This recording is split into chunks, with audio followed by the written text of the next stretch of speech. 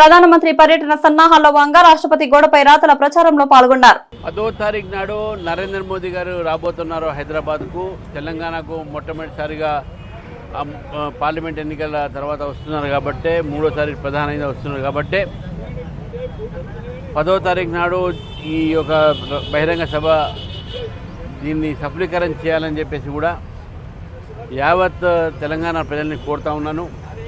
మరి ఆ ప్రచారం సందర్భంగా ఈరోజు తార్నాకలో వాల్ రైటింగ్ కూడా చేయడం జరిగింది.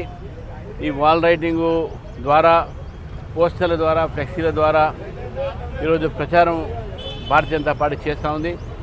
కార్యకర్తలు వాల్ రైటింగ్ చేస్తూ ఉన్నారు. నేను కూడా ఈ వాల్ రైటింగ్లో పాల్గొనడం జరిగింది. ఎందుకంటే నరేంద్ర మోదీ గారు దేశానికి ఈరోజు వారు చేసినటువంటి ఒక సేవలు కానీ, దేశానికి ఈరోజు ఒక ఆర్థికమైనటువంటి ఒక దిశ చూపెట్టినటువంటి వ్యక్తి. ప్రపంచం మొత్తం కూడా ఆర్థిక మాంద్యం ఉన్నప్పటికీ మన భారతదేశంలో మనం ప్రగతి వైపు పోతూ ఉన్నాం, అభివృద్ధి వైపు పోతూ ఉన్నాం.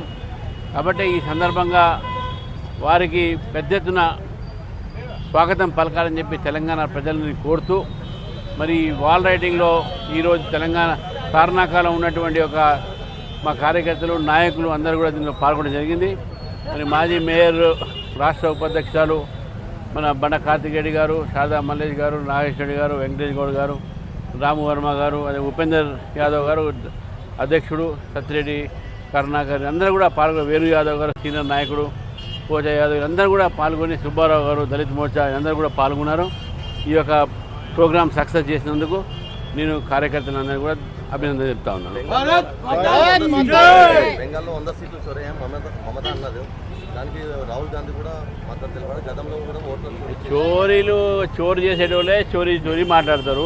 వీళ్ళందరూ చోరీ అలవాటే మొన్న గెలిచారు. ఇప్పుడు చోరీ నడవట్లే వీళ్ళది.